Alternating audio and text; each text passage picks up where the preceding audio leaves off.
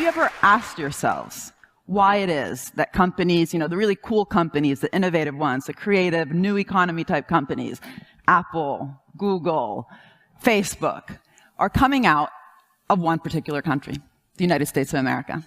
Usually when I say this, someone says, Spotify, that's Europe, but yeah, it has not had the impact that these other companies have had. Now, what I do is I'm an economist, and I actually study the relationship between innovation and economic growth at the level of the company, the industry, and the nation. And I work with policymakers worldwide, especially in the European Commission, but recently also in interesting places like China. And I can tell you that that question is on the tip of all of their tongues. Where are the European Googles? What is the secret behind the Silicon Valley growth model, which they kind of, understand is different from this old economy growth model? And what is interesting is that often, even if we're in the 21st century, we kind of come down in the end to these ideas of sort of market versus state. It's talked about in these modern ways, but the idea is that somehow behind places like Silicon Valley, the secret have been different types of market-making mechanisms, the private initiative, whether this be about a dynamic venture capital sector that's actually able to provide that high-risk finance to these innovative companies, the gazelles, as we often call them, which traditional banks are scared of, or different types of really successful commercialization policies which actually allow these companies to bring these great inventions, their products, to the market and actually get over this really scary death valley period in which many companies instead fail. But what really interests me, especially nowadays because of what's happening politically around the world, is the language that's used, the narrative, the discourse, the images, the actual words. So we often are presented, with the kind of words like that the private sector is also much more innovative because it's able to think out of the box. They are, more dynamic. Think of Steve Jobs' really inspirational speech to the 2005 graduating class at Stanford, where he said, to be innovative, you got to stay hungry, stay foolish, right? So these guys are kind of the hungry and foolish and colorful guys, right? And then places like Europe, it might be more equitable. We might even be a bit better dressed and, eat better than, say, the US. But the problem is this damn public sector. It's a bit too big. And it hasn't actually allowed, these things like dynamic venture capital and commercialization to actually be able to really be as fruitful as it could. And even really respectable newspapers, some that I'm actually subscribed to, the words they use are, the state as this leviathan, right? This monster with big tentacles. They're very explicit in these editorials. They say, the state, it's necessary, to fix these little market failures when you have public goods or different types of negative externalities like pollution. But you know what?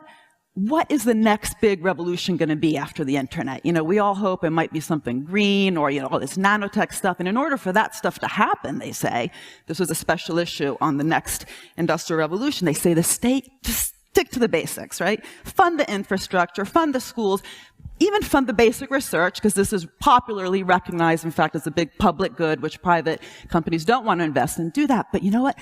Leave the rest to the revolutionaries, those colorful, out-of-the-box kind of thinkers. They're often called garage tinkers, because some of them actually did some things in garages, even though that's partly a myth. And so what I want to do with you in, only 10 minutes, is to really think again this juxtaposition. Because it actually has massive, massive implications beyond innovation policy, which just happens to be the area that I often talk with policymakers. It has huge implications, even with this whole notion that we have on where, when, and why we should actually be cutting back on public spending. And different types of public services, which, of course, as we know, are increasingly being outsourced because of this juxtaposition, right? I mean, the reason that we need to maybe have free schools or charter schools is in order to make them more innovative without being, burdened by this heavy hand of the state curriculum or something. So these kind of words are constantly, these juxtapositions come up everywhere, not just with innovation policy. And so to think again, I mean, there's no reason that you should believe me. So, just think of some of the smartest revolutionary things you have in your pockets, and do not turn it on, but you might want to take it out, your iPhone. Ask, who actually funded the really cool, revolutionary, thinking out of the box things in the iPhone? well, what actually makes your phone a smartphone, basically, instead of a stupid phone. So the internet, which you can surf the web anywhere you are in the world, GPS, where you can actually know where you are anywhere in the world, the touchscreen display, which makes it also really easy to use phone for anybody. These are the very smart, revolutionary bits about the iPhone, and they're all government funded. And the point is that the internet was funded by DARPA, US Department of Defense. GPS was funded by the military's Navistar program. Even the Siri was actually funded by DARPA. The touchscreen display was funded by two public grants by the CIA and the NSF to two public university researchers at the University of Delaware. Now, you might be thinking, well, she's just said, the word defense and military an awful lot. But what's really interesting is that this is actually true in sector after sector and department after department. So the pharmaceutical industry, which I am personally very interested in because I've actually had the fortune to study it in quite some depth, it's wonderful to be asking this question about the revolutionary versus non-revolutionary bits, because each and every medicine can actually be divided up on whether it really is revolutionary or incremental. So the new molecular entities with priority rating are the revolutionary new drugs, whereas the slight variations of existing drugs, Viagra, different color, different dosage, are the less revolutionary ones. And it turns out that a full 75% of the new molecular entities with priority rating are actually funded in boring, Kafkian public sector labs. This doesn't mean that big pharma is not spending on innovation. They do.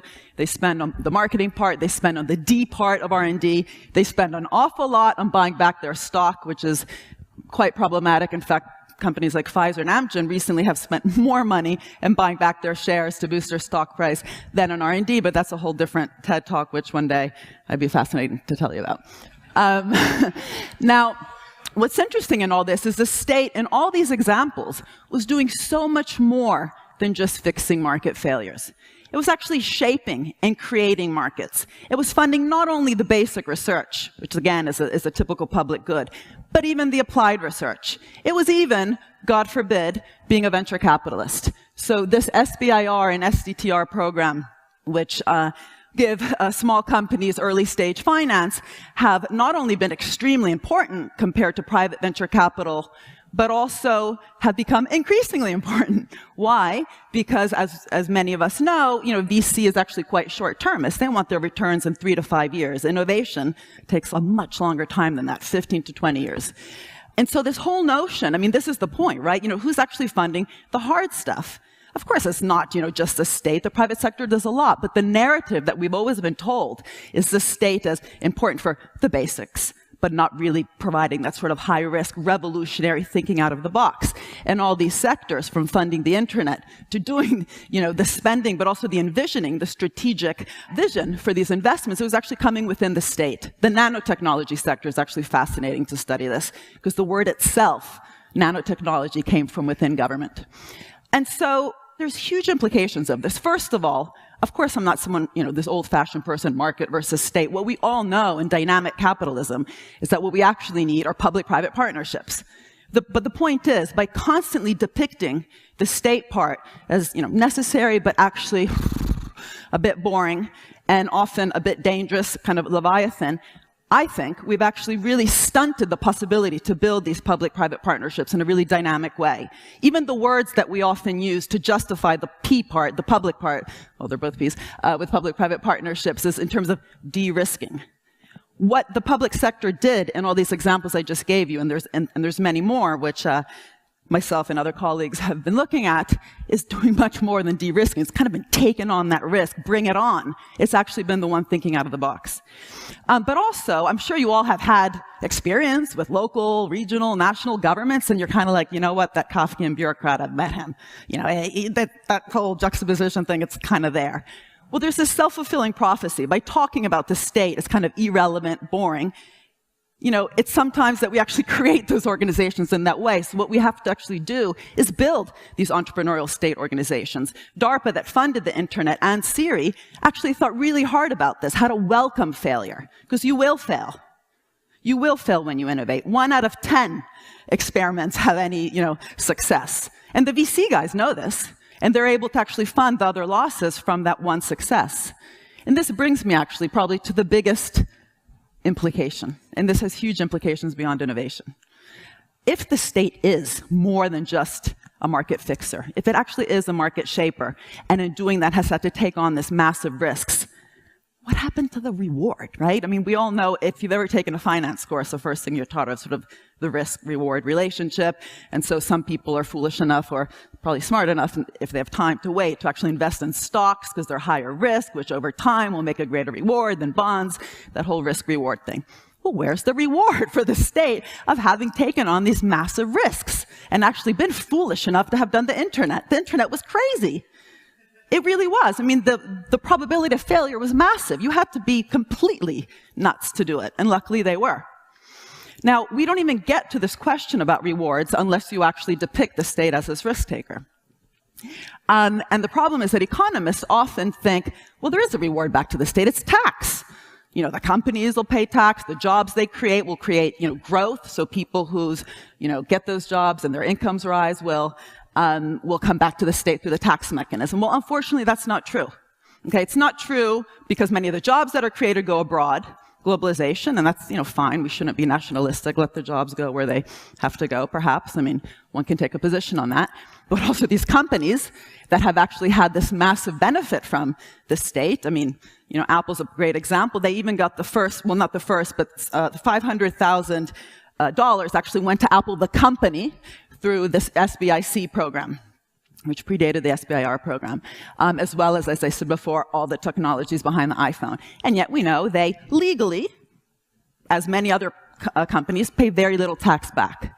So what we really need to actually rethink is, should there perhaps be a return-generating mechanism that's much more direct than tax? Why not?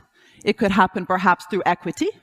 This, by the way, in the countries that are actually thinking about this strategically, countries like Finland and Scandinavia, but also in China and Brazil, they're retaining equity in these investments. Citra funded Nokia, kept equity, made a lot of money. It's a public funding agency in Finland, which then funded the next round of Nokias. The Brazilian Development Bank, which is providing huge amounts of funds today to clean technology. They just announced a $56 billion program for the future on this, is retaining equity in these investments. So to put it provocatively, had the US government thought about this and maybe just brought back to something called an innovation fund, you can bet that, if even just 0.05% of the profits from what the internet produced had come back to that innovation fund, there would be so much more money to spend today on green technology. Instead, many of the state budgets, which in theory are trying to do that, are being constrained. But perhaps even more important, we heard before about the 1%, the 99%. If the state is thought about in this more strategic way as one of the lead players in the value creation mechanism, because that's what we're talking about, right? Who are the different players in creating value in the economy? And is the state's role, has it been sort of dismissed as just being a backseat player? If we can actually have a broader theory of value creation and allow us to actually admit what the state has been doing and reap something back, it might just be that in the next round, and I hope that we all hope, that the next big revolution will in fact be green, that period of growth will not only be smart, innovation-led, not only green, but also more inclusive, so that the public schools in places like Silicon Valley can actually also benefit from that growth, because they have not. Thank you.